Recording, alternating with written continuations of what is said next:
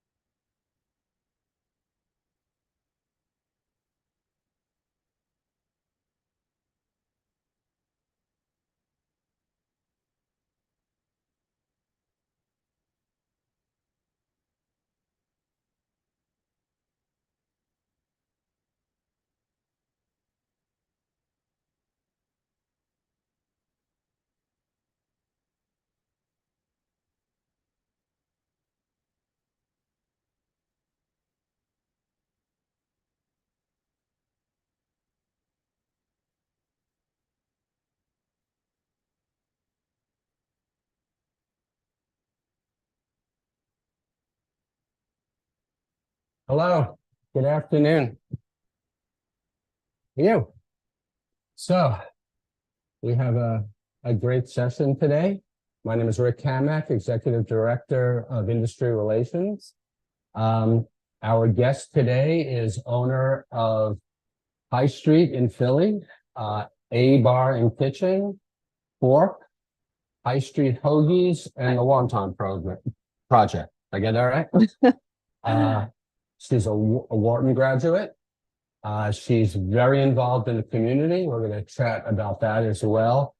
She's been getting accolades for the last 20 years. So she didn't just come up. But last but not least, surely not least, she won Restaurateur of the Year from James Beard. So let's welcome Ellen Woods. Thank you. Great to have you. Thank you. So I read that you started at the age of 14. Tell us how that happened and how it went. Well, I'm sure everybody in this room can probably relate, or some of you at least can relate to possibly have starting your first job in a restaurant. And for me, it was the same. I grew up in central New Jersey, and just as a way to get out of the house, I decided I was going to get a job. And the first place I thought of was a restaurant. So I marched over to first a Chinese restaurant in my hometown. I learned quickly that I am a little bit clumsy, so I wasn't probably cut out to be in the kitchen, but I became a server in a French restaurant right around the corner from where I lived. And I was a bus girl. I should preface that and say I'd never done anything in a restaurant. And that's how so many people start, is their first job in either high school or their teenage years, starting in the restaurant industry. What I loved about it, though, and what I didn't really realize until I was, the past few years, is that it was the first place that I really felt connected to the people that I was working with. I grew up in a town where it was primarily non-Asian, and I never really fit into my high school. I moved when I was in 6th grade. And so that's kind of an age where kids can be really rough, And I didn't really feel like I belonged in my high school, and I didn't really feel like I belonged even in my home sometimes, because my father was just driving me to be a physicist or an engineer. And I was just like, no. But I really felt a sense of belonging by the people of this restaurant. It's called the Fromagerie in Rumson, New Jersey. And everybody felt part of the team. Everybody's role was valued. And I think that was what made me feel that I could be comfortable there. Yeah, you like that team atmosphere. So I know you left for a couple of years, I think, and then ultimately came back. What drew you in? I was always thinking that I wanted to own my own restaurant. From even, just working at this restaurant in high school, I thought to myself, I just love this industry. I want to open my own restaurant. So I had it kind of in my blood that that's what I wanted to do. And my father really thought I should not, and thought that I should stick with, being a physicist, being a doctor, lawyer, or something. And I just always had this inkling that I wanted to open a restaurant, and how could I get there without defying my father and my parents' wishes, you know? So it's the tough part. Right? Right. Okay, so when did you know it would become a career for you? Well, Is that pre or after post-war? so after I went to college, I was still working in restaurants while I was in college and loving it, because to tell you the truth, I didn't really feel like I belonged to Penn either. And so I just found a job at a restaurant because I knew that I would feel comfortable there. So I worked in restaurants, and after I graduated, I tried to fit into the mold of you know, corporate America, and I knew I didn't belong there. And so I just kept trying jobs. I worked in a nonprofit organization. I worked as a volunteer. I ended up going back for my master's degree in healthcare, thinking, you know, I love taking care of people, but I still didn't feel that same sense of satisfaction that I had from working in a restaurant. And finally, I graduated from my master's degree, and I still didn't like my job as much as I liked being a busgirl. For whatever reason, wasn't the pay, it's never the money. It was just, I never felt that satisfaction. And so I decided I would try it. And I put together a business plan that had been kind of, from when I was in college, I had been percolating, exactly. And I put it together, and I tried to get somebody to fund me. Right, exactly. Literally. Okay. So, and I assume that happened. Right? Well, my classmate from graduate school, and this is why you never want to burn any bridges, always, be having connection with people. A classmate of mine from grad school loved food and wine also. And we would just dream, we would have dinner parties and just dream about what the restaurant would look like. And finally, when I said I was ready to quit my job and start a restaurant, he said, well, count me in. And fortunately, he stayed on the Wharton track and was also able to invest in the restaurant. We put in each, and mind you, this was 25 years ago, we each put in 40,000, which was kind of my life savings at that time. Felt like a lot. Sure. Yeah, I still had student debt, but we put together 80,000, and he was adamant that we not bring in any other investors, that we go for a bank loan. And I spent the next 6 months having the door slammed in my face, basically, by everybody saying, you don't have any experience, you don't have, and I had never managed a restaurant. You don't have any experience. Probably never ran a business either. Never ran a business. You don't have any collateral. Why should we invest in you? And finally, one bank, previously was Commerce Bank, but now it's TD Bank, really liked our business plan. And, I had been networking with many people in Philadelphia, talking to them about this plan to open this restaurant in Old City. And it was an area that people really wanted to invest in and grow. And finally, TD Bank said, hey, I really like your integrity and I really like your business plan. It was really thorough. We're gonna back it. And they loaned me $110,000. Almost unheard of today, by the way. Right, that wouldn't happen. Yeah. So I got 110,000, of course. And right, so now I'm up to 80 plus 190, and our chef put in 10, and then I had to get 100,000 more. And I went to the city of Philadelphia, and they said, you would be a great candidate to qualify for city funding, but you don't have any collateral. And so I asked my parents if they would support me on this and be the collateral for the loan, and they agreed to it. And so that's how we got the funding. And so that was for Fork? That was for Fork. Now So, 26 years. Right. Yeah. Wow. So again, oftentimes a tough road. What kept you at it? Well, first of all, when we first opened, as I told you, I had no experience as a restaurateur, a restaurant manager, as a chef, as anything other than being a server, bartender, busser, and that was it. And so the first thing I felt was that I don't know what I'm doing, and I need to be surrounded by people who know what they're doing.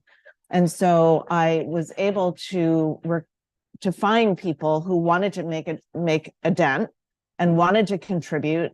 And I always spent time trying to learn from them to create something that would reflect what everybody believed in. And that's kind of how Fork started.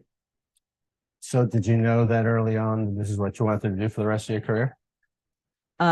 Well, yeah, I mean, since I was 14, you were all in. I was all in. And, of course, the odds are always against you. And they always tell you, a restaurant might not survive 1 year or 5 years.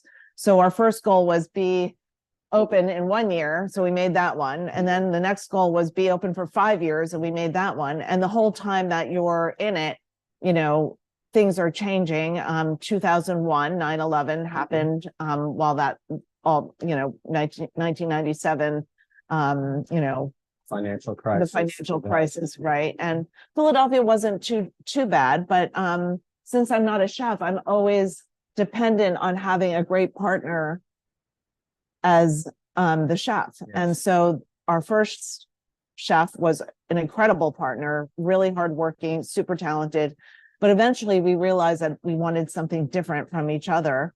And so I wanted to grow. She wanted to kind of maintain a single entity. And so we decided to part ways. And we eventually, 4 years later, we opened the building that High Street was in and called it Fork, etc. It was a private dining room with a little cafe, coffee shop, bakery.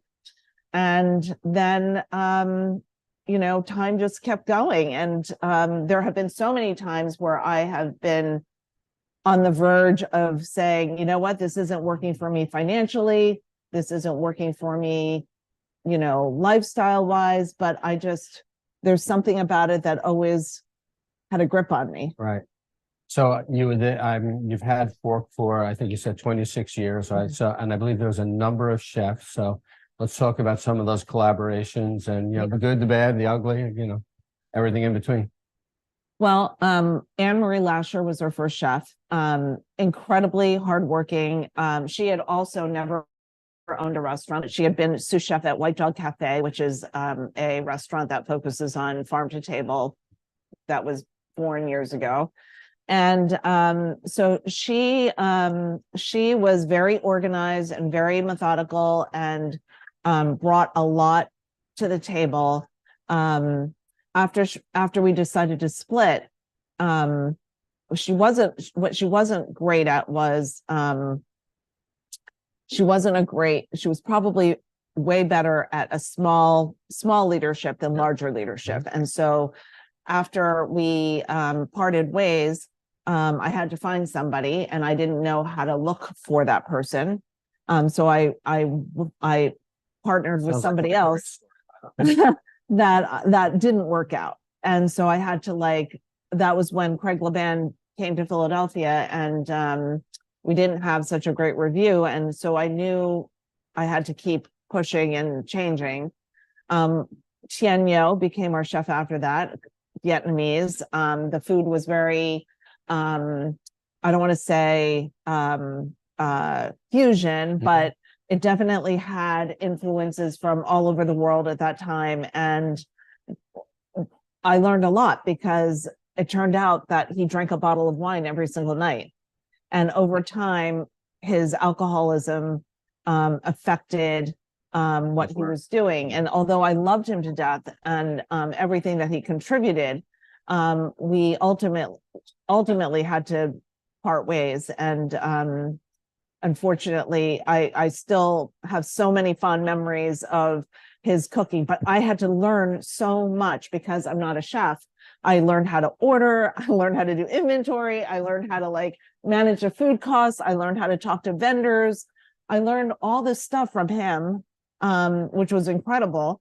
So I feel sad about that, but that opened the door. And as he said when he left, that he came in, he made it better, and that opened the door for somebody really outstanding, which was Terrence Fury. Mm-hmm. So Terrence had been chef at Striped Bass, mm-hmm. and he had worked at Le Bernardin prior to that. And so he became chef of Fork for 4 years, also elevated the restaurant. And then at our 15th year, he said, I'm leaving to go open my own restaurant. And I suddenly realized if I'm ever going to find somebody to last, I need to have a chef partner again, who is vested and is owner of the restaurant.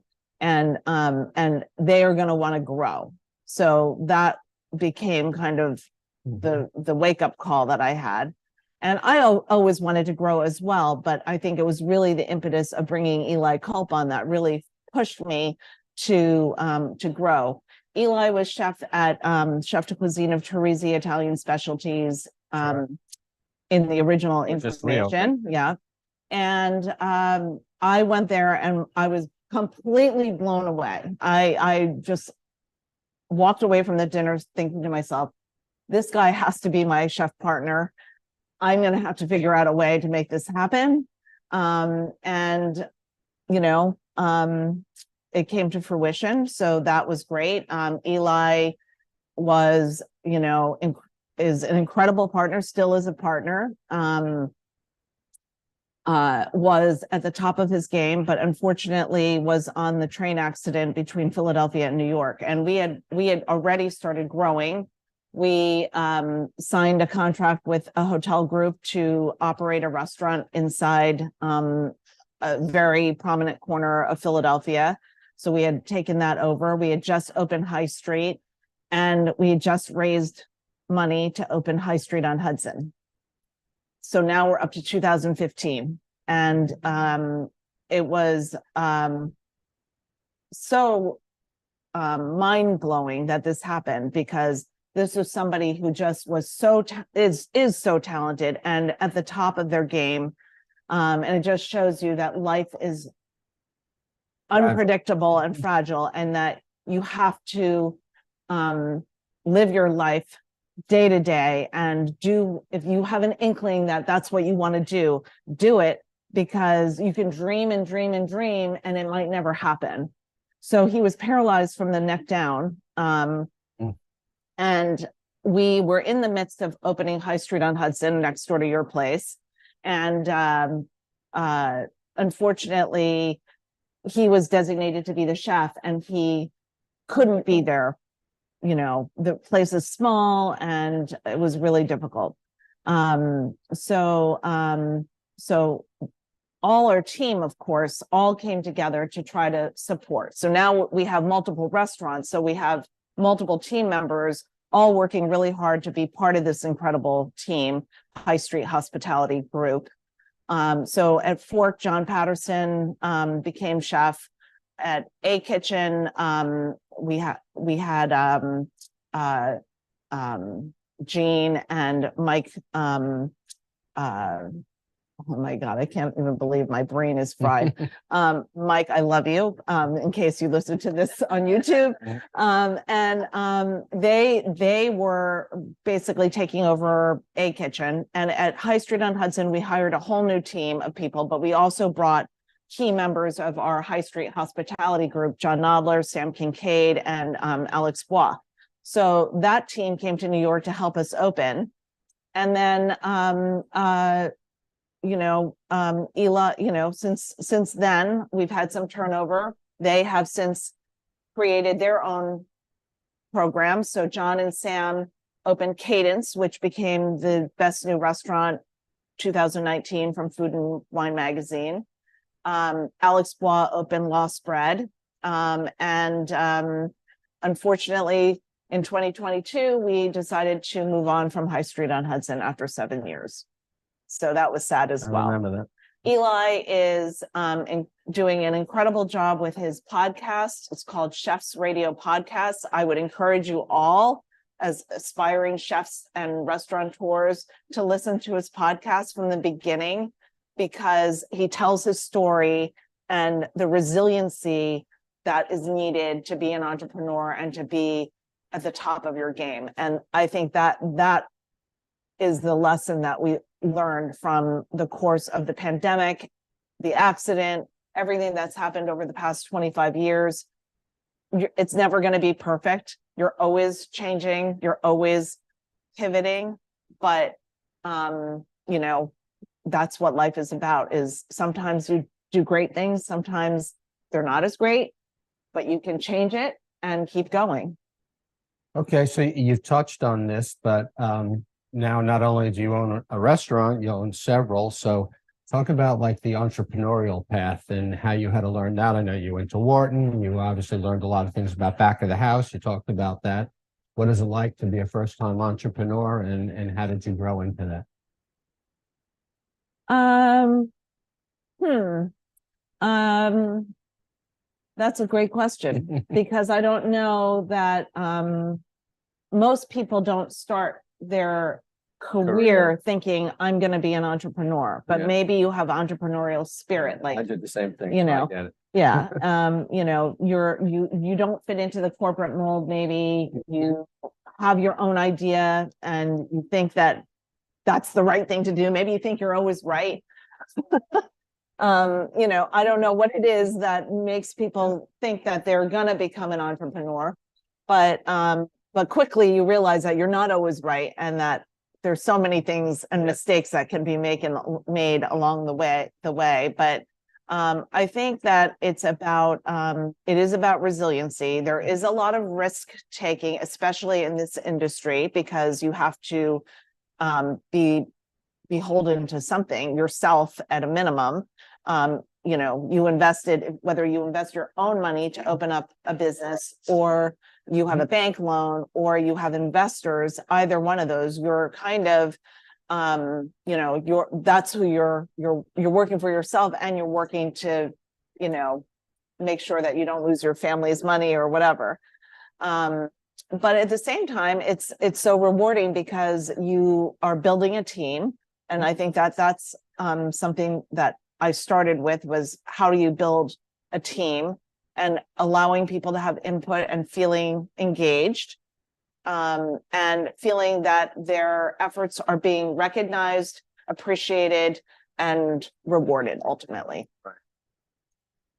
So just to go backwards a little bit, so you decided to come to New York. What was the impetus of that decision? Well, I think that when Eli and I became partners,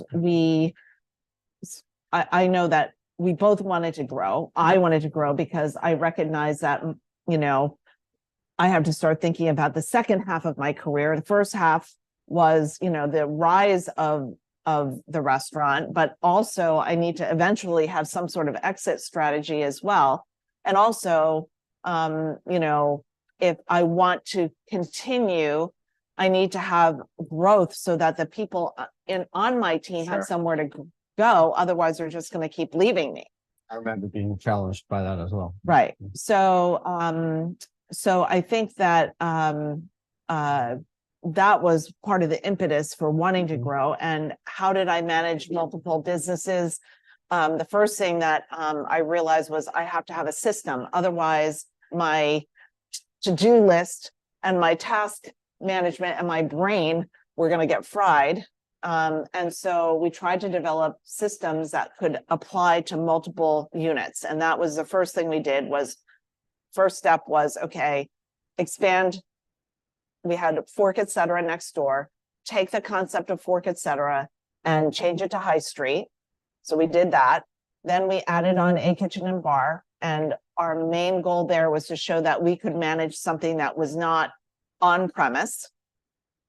So it's only 12 blocks, but but that 12 blocks Baby steps. is yeah, right. So then after a kitchen, I think the impetus for New York was that one of Eli's ultimate goals was to own a restaurant in New York. Yeah. And also his wife wanted to return to New York. And so we decided, well, if we're going to go to New York, how are we going to be able to do it?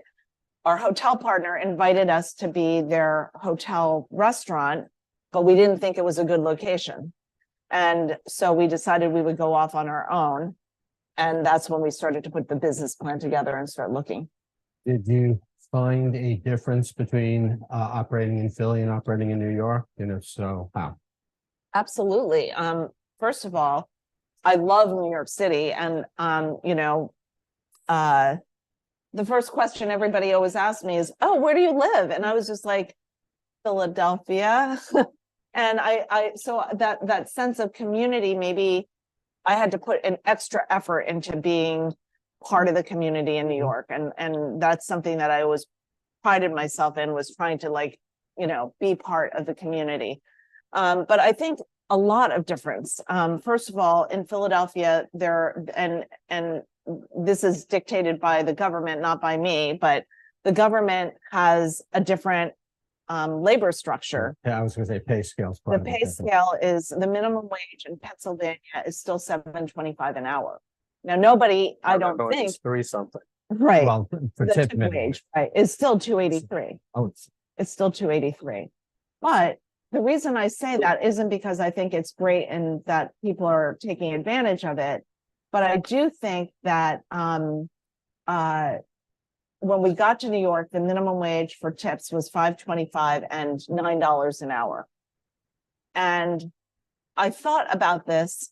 My commute from Philadelphia to New York was 1 hour and 10 minutes. yeah, I remember it well. And our team members were commuting the same distance to get to work, to come to High Street on Hudson, as I was commuting from Philadelphia. That's crazy. Crazy.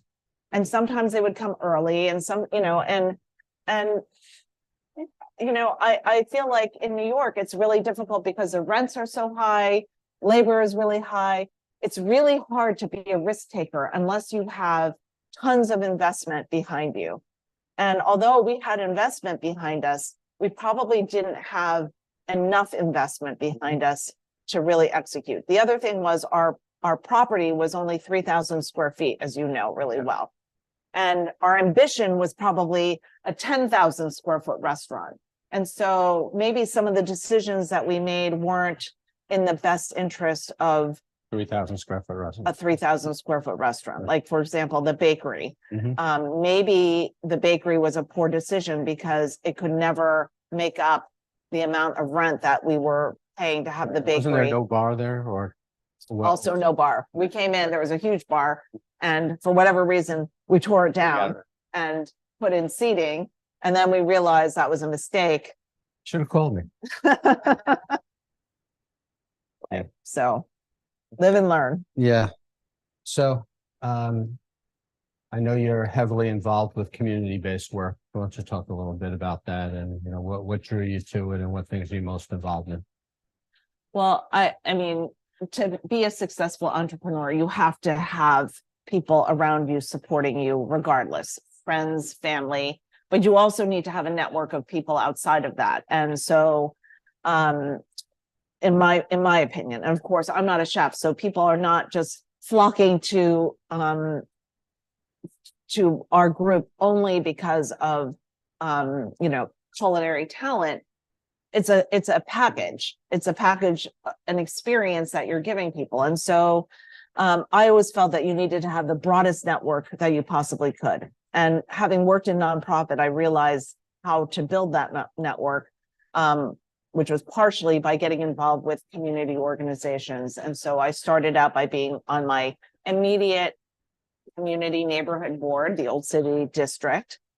Then I was also a member of the board of the local theater, because I not that I didn't love theater, but I felt that they were contributing to the fabric of our immediate neighborhood and that they needed support as well. So I joined those two boards. I think our team has always been about giving back to the community. One of the biggest projects that we did at the very beginning was we published a cookbook called From Our Restaurant's Kitchen, which stands for fork, F-O-R-K, From Our Restaurant's Kitchen. And we raised $16,000 for CCAP. Mhm. Some of you might have Sure. heard of CCAP. We've had them here. Yeah, exactly. They came from New York. Yeah. So that was kind of how I started getting involved with the community. And then that kind of, continued, and I increased doing more things. But during the pandemic, Fork was stripped to basically nothing. High Street was a takeout restaurant, and A Kitchen was a wine shop and had some outdoor seating.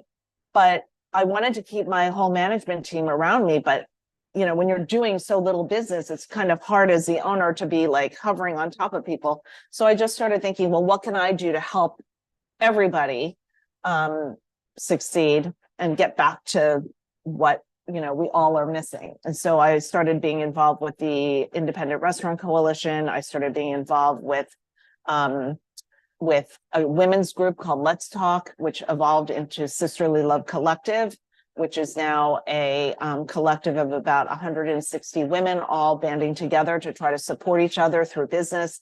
But we started out just answering questions like, where do you get toilet paper? Where do you get propane? What's the indoor capacity? What's the, questions like that. And it created a bond and a connection that made all of us want to work harder to elevate voices of women who may not be as fortunate as ourselves. And as many of you probably know, women are sometimes the caretakers of the elderly or children. And some of them may have had to switch their career, or they started during the pandemic wanting to change their career and become a pastry chef or a bread baker or whatever. So helping those people, especially people who don't have the means, figure it out. So that became that project.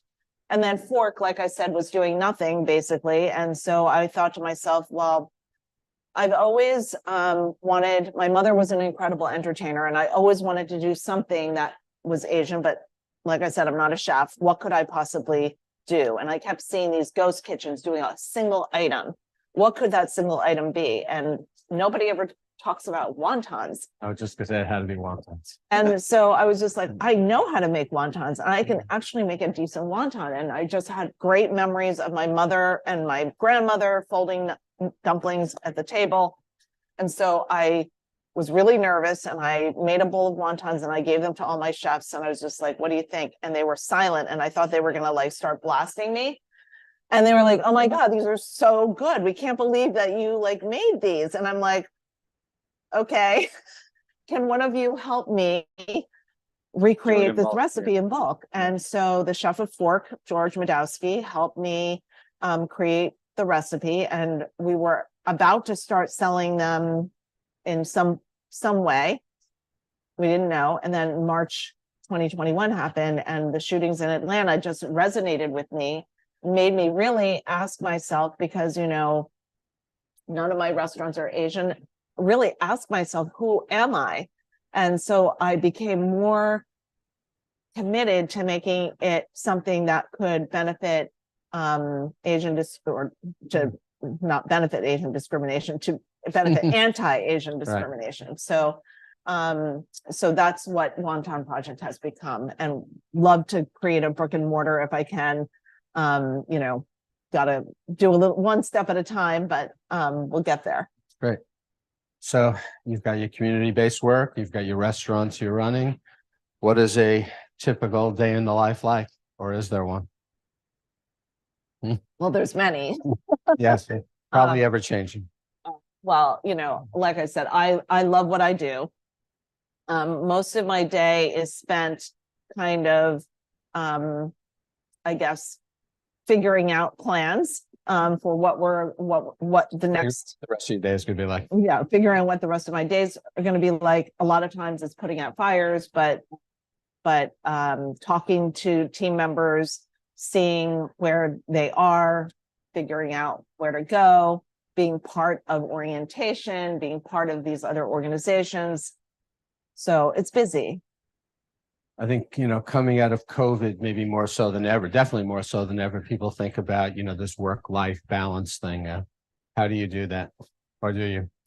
Well, I don't think of it as that, because if you love life and you love yourself, then you have to love what you do.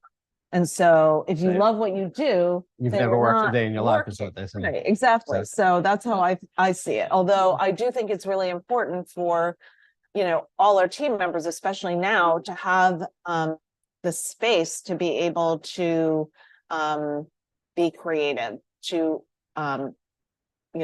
be themselves, because even if you're whatever your role in the restaurant is, we always have to be on. You know what I mean? Like when I'm my on is I'm the hostess with the mostest, right? So no matter what I do, where I go, I have to be on, except when I'm at home. I would say to students, it's like putting on a play. Yeah, You it's know, like putting on a play. you can't have a bad night. Exactly. So everybody has to be rested to be their role. And so I think that has become an increasingly important component of operating restaurants. The culture of a restaurant has become really, really important because for our industry to be sustainable and for businesses to thrive and succeed, the culture has to be positive. We need to have tons of positive energy from people like yourselves coming into organizations like ours and helping us come up with new ideas. Somebody said to me, "Oh, I really like mentoring. I love mentoring, but mentoring is something that can't be forced. But I love to be mentored by my team and to hear from people who are from different perspectives, giving feedback about how things could be better." And so I think that's really important. A couple of weeks ago, we had an investment panel here and we asked one of the panelists, how do you know if a concept's going to work? And his answer is, I look for places that have a line down the block. So I'm going to ask you the same question for your own as well. How do you know when a concept is going to work? I think it has to do with what you and your investor want out of the situation. Defining success. Defining your success, right? Because if a line out the door might not be your defining success. Maybe you're a super high-end restaurant and you don't want a line out the door. Maybe you're, quick serve business and you do want a line out the door. But I think that doing the homework of putting together a successful business plan, the thoughtfulness that goes in, consideration of the location, consideration of the balance of your vision and your numbers. It's easy to create a business plan that just works. Anybody can do that. You could probably download it off the internet and just hit find, replace, and put your name in there. But that's not what is going to make an investor want to invest in you. It's you. It's your story and how you're going to bring that vision to life, what you believe in, those strong Agree completely. Cultural components. I always say to students, it's like, investors rarely see a bad business plan, Right. But ultimately they invest in you. That's true for sure. Let's talk a little bit about partnerships, pros and cons. Well, the more partners you have, the more difficult it is. And from a administrative perspective, as well as an opinion perspective, I've been really lucky because my business classmate is still my business partner. So all our partnership has been solid for 26 years. I think defining roles is really important. Yeah. I operate the business on an everyday basis. He gives feedback, supports, listens, gives me coaching, but he's not involved with the day-to-day operations. Eli, when Eli was chef, of course, his role was to be chef. Now he's more so advisor and supporter and helper. The bank, of course, they play an important role. They're a partner too. You have tons of partners, your landlord, your bank, and even if you didn't borrow money, the bank is still your partner, because you need to have that as a backup plan just in case. Investors, the community, there's so many partnerships that you have to maintain. So it's really, being an entrepreneur is juggling all your partnerships. Yeah. Right. Talk a little bit about your management style. Well, And did it evolve over time? um, you know, I believe in consensus, which may or may not always work. But I'm the type of person where I want everybody to be in agreement. Sometimes that takes longer than other times, and sometimes people just want you to give an answer and say what you want. And so I would say that's probably my least successful management style, is Seems just to be to say working what I out, want. Did you have mentors or influencers in your career? Tons. I mean, mentorship is one of those things that it's great to say, I want to have a mentor, but sometimes there are people who you just have a relationship with, a friendship, that they're giving you advice, on the side. Sometimes they are people who will meet with you and really dig into your problem.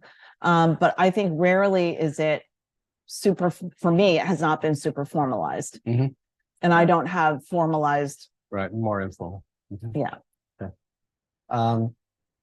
Talk a little, if you can, about people, chefs or restaurateurs, kind of up and coming that are impressive to you.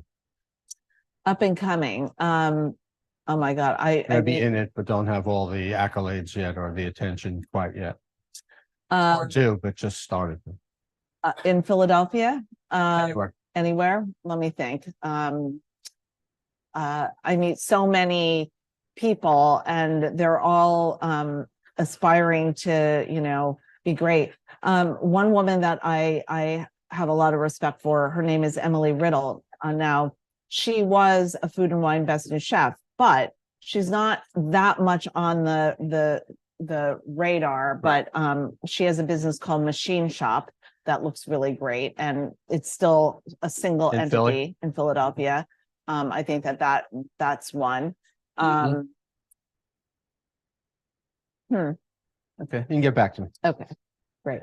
Where do you see the restaurant business going in general? Oh, sorry, there's one more. Sophia De Leon Mhm. is one of the members of Sisterly Love Collective. So her story is that she started a quick serve, a Guatemalan quick serve restaurant. It's has some seating in it, but on the side during the pandemic, she went back to her roots. Her grandmother was one of the first Guatemalan distillers, and she produced a rum based on her grandmother. She is employing Guatemalan women to help create her design, and so giving back to the Guatemalan community. And her rum Tenango is going to be, huge. So I see her as That's up and great. coming. Yeah. Okay, the industry. Where are we going? Where's it going? Where do you see us heading? I see more. I think that there are more people who are open to taking risks. More people who may be skipping the traditional way that people were coming up in restaurants and wanting to try things out on their own. Because ultimately, I think COVID played a role in that. COVID played a role in that, and being happy with something that's smaller rather than like jumping into something that's necessarily large. Where do you see your business going? Well, we just opened High Street Dining Room again, so that's very exciting. We are working with AKA to open a new A Kitchen in Washington, D.C. Oh, wow. So just for this period of time, that seems Mhm. like a really lot. Ultimately, Wonton project, brick and mortar. Anything you do all over again? Or wouldn't Everything. do all over again? Oh my God, everything. I mean, Which one? Well, I mean,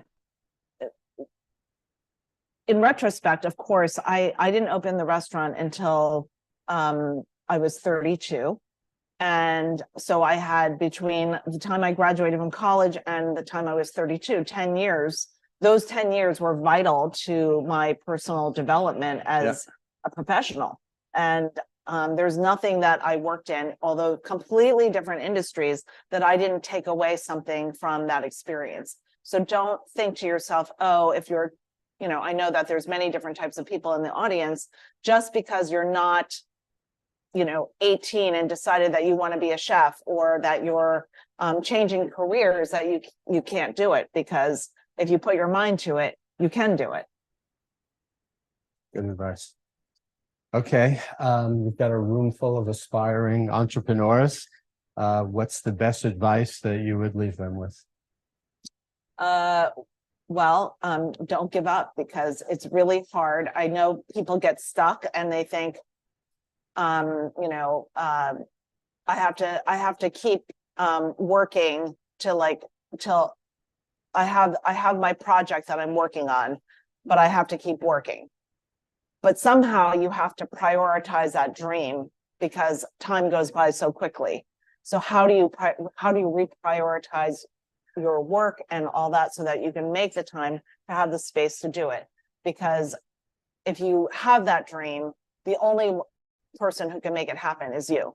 And so that would be my— You have to persevere. That's it for my questions. Audience questions? Go ahead.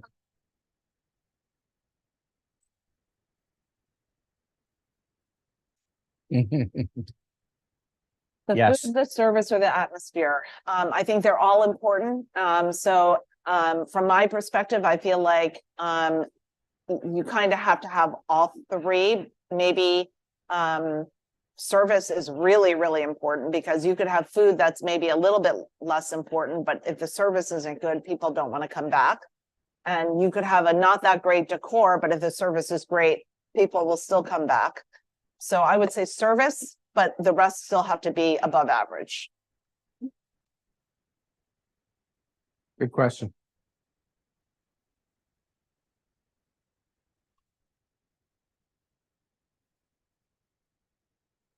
So Fork is all about sustainability.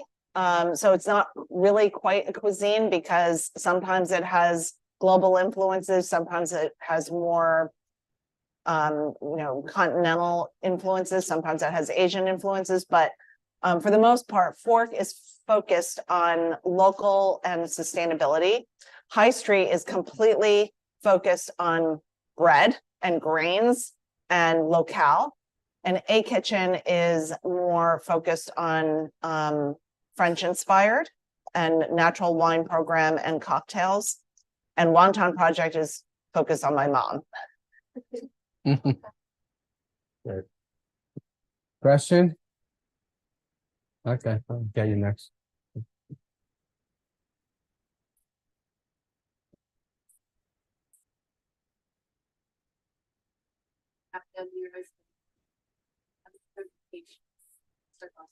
Yeah. I have a really high level of patience and tolerance. But when you hit that 99%, sometimes I lose it. But you really have to build how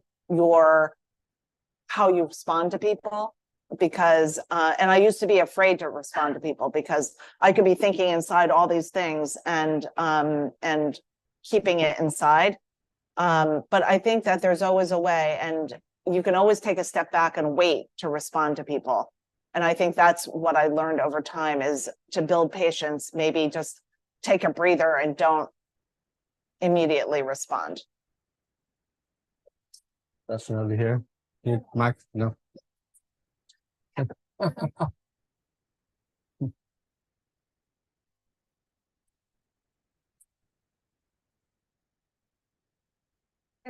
like, it's a lot of people tell me that it starts from a server or from back of the kitchen.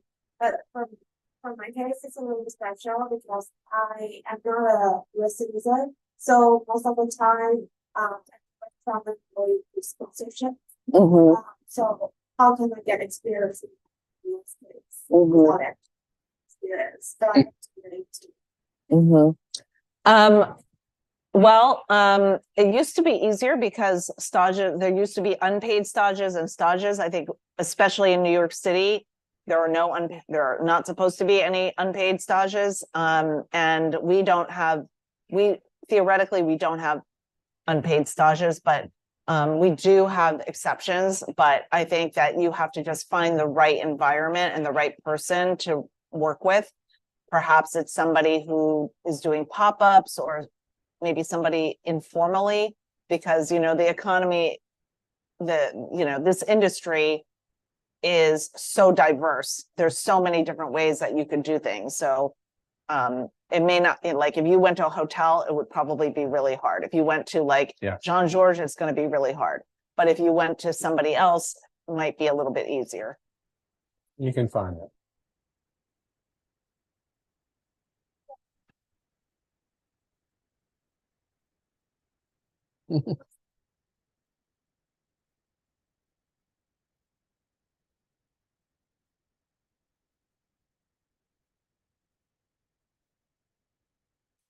That's a great question. So in terms of growing, sometimes like last month, I felt like my head was going to explode. I overcommitted myself. We were in the process of opening a restaurant, and my women's group, Sisterly Love, was also doing this cookbook and collaboration event. And we had 30 events at 30 different venues, and you know, we were responsible for putting it all together. I think that's when you have to take a step. Here's what's on my plate. What things can be delegated to somebody else? And what things do I absolutely have to have control over? And what things can I just maybe they're not going to be perfect, but I can let them go and you know, just reprioritize. But I've never felt fear of having too much on my plate. It's that once it hits me that suddenly I do have too much on my plate, I'm like, oh my God, I have to take a step back and kind of reorganize.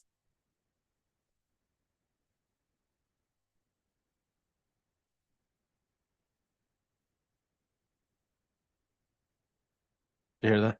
Yes. So the question was, if you're risk averse, how do you become better at taking risks? I think that Going to another business. yeah, I mean, the hospitality industry is really tough. So finding a partner diversifies your risk. So if you're risk averse, finding somebody who's practical and who is more willing to take risks and absorb that stress might be a good person. Yeah. Alan?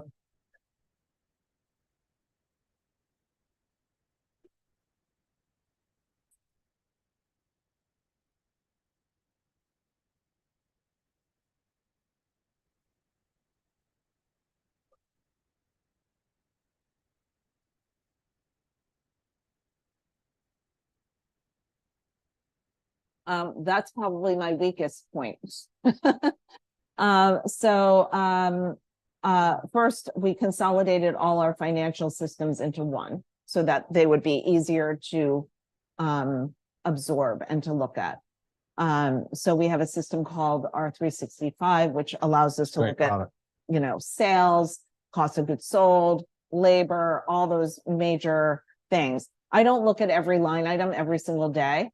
And maybe I did on day 10, I might have been like looking at every single thing, but all our team members have goals, and they know, everybody knows the targets that we're trying to hit. And so part of their role is to also be looking at these numbers and to try to figure out how to make sure that we're staying on target. And I think that comes, you know, it may not be an everyday thing. And if you become too obsessed with the numbers, it becomes really hard to be able to move sometimes, because especially if it's a smaller company and you don't have the resources that, you know, a hotel or a larger corporation might have, it can be daunting. And so I try not to look at it every single day, because then I'll just freak out and be afraid of spending any money. Any last questions? Yes.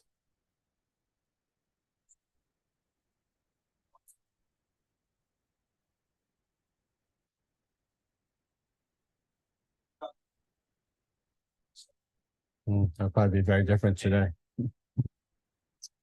Um, that's a great question. So what did I do with my part? Well, first of all, we had to have a clear vision and mission statement. And for us, it was about supporting local purveyors and buying local products. So over time, we have increased that commitment. But at the very beginning, that was the story that we wanted to tell. And I think that's it, is that having a really clear story that everybody sticks to and elaborates on, whether you're the server, the person buying the product, your partner, your PR team, marketing, whomever, when everybody is aligned on the mission and vision, then the value proposition becomes more evident, I guess, is how I would say it. Good. Yes.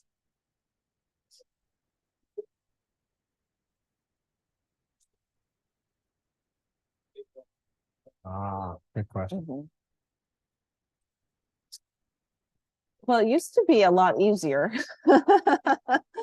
First of all, it depends on what the role is, of course. When I'm looking for management, I'm looking for people who are compatible in a certain sense with the existing team, or possibly somebody who brings an element, a skill that maybe the current team doesn't have. So, trying to fill a gap perhaps.